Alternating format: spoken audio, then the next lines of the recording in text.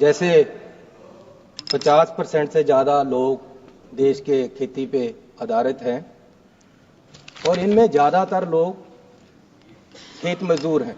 किसान के साथ टोटल जितने मजदूर हैं देश के, उसका लगभग 65% लोग खेत मजदूर हैं जो इस पे आधारित है। तो मेरा सबसे पहले डिपार्टमेंट के नाम पे ऑब्जेक्शन है। मैं चाहता हूं और मेरा ये आग्रह है, रिक्वेस्ट भी है और सजेशन भी है कि डिपार्टमेंट का नाम agriculture farmer and farm labour welfare होना चाहिए, ताकि जो खेत मजदूर है उसमें उसको भी वेलफेयर के जो सरकार की स्कीमें हैं उसका फायदा मिले। अगर कर्जा माफ होता है तो किसान के साथ साथ उसका भी हो। और जो ये आप सम्मान निधि देते हो, ये 6000 साल है जो कि बहुत कम है, इसको बढ़ाकर 12000 होनी चाहिए और साथ को खेत मजदूर को भी ये मिलनी चाहिए। मेरा समय बहुत कम है, इसलिए बहुत जल्दी से मैं कुछ बातें आपके सामने रखूंगा। खास तौर पे जो sir share of the department with respect to total central plan है, वो पिछले 5 साल से कम हो रहा है लगातार।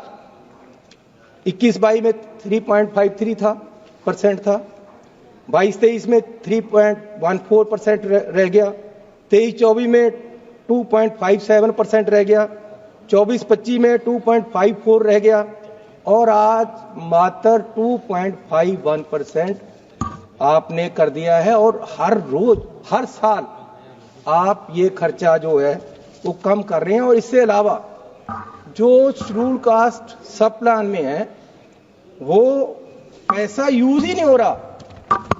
आप हर साल बड़े बड़े ऐलान कर देते हो खेती में इतना शेड्यूल कास्ट सब प्लान में खर्च होगा, लेकिन खर्च होता नहीं। लास्ट ईयर भी 21,551 रुपए रखे गए और एक्चुअल 7,106 रुपए दिए और वो भी खर्च नहीं हुआ पूरा। तो मैं आपको निवेदन करूंगा कि इसको दलित गरीब लोगों के लिए भी खर्चो। जो पैसा दलित गरीब लोग के लिए रखते हो आप, वो खर्चते ही नहीं हो, तो कैसे चलेगा? गरीब कैसे उठेगा? मजदूर कैसे उठेगा? सर, मैं आपसे विनती करना चाहता हूं आपके माध्यम से कि अनाज पे इंपोर्ट ड्यूटी कम करने का अब सरकार प्रधान है। अमेरिका के प्रेसिडेंट ने तो कह ही दिया है कि हम रेसिप्रोकल टैक्स लाएंगे। और भारत सरकार की क्या तैयारी है? और उन्होंने ये भी कहा कि सरकार मान गई है कि इंपोर्ट ड्यूटी अनाज पे हम कम करेंगे।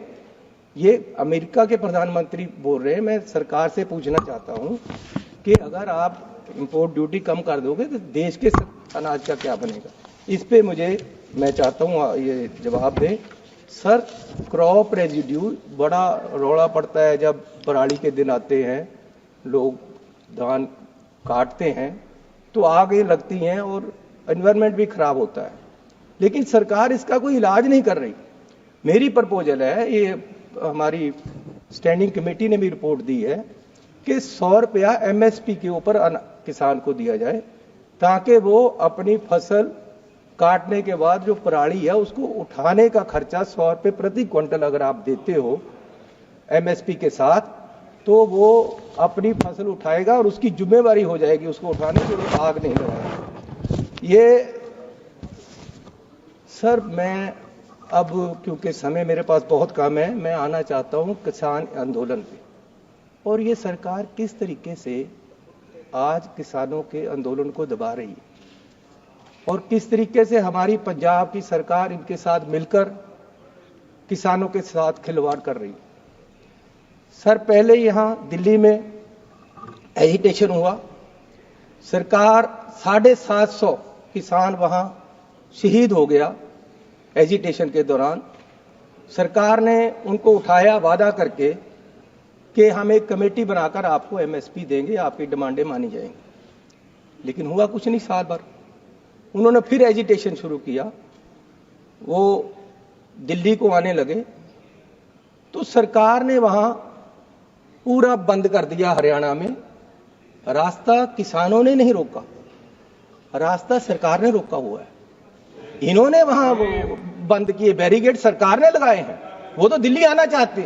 क्या आपत्ति है प्रधानमंत्री को, मंत्री साहबान को किसानों की यूनियन से मिलने से? आने देते उन्हें, यहां अलग जगह दे सकते थे, लेकिन इन्होंने रास्ता रोका और किसानों को बदनाम किया जा रहा है कि किसान एजिटेशन करते हैं, किसान रास्ता रोकते हैं, किसान पूरे देश को, अर्थव्यवस्था को हिला रहे हैं, जबकि किसान अन्नदाता है। जब मजबूरी थी, जब अन्न खत्म हो रहा था, जब उस समय भी किसान ने देश को अन्न से भरपूर किया और आज तक करता आ रहा है। लेकिन किसान को ये क्यों मारा जा रहा है? उनके साथ साथ विश्वासघात हो रहा है, उनकी पीठ में छुरा मारा जा रहा है।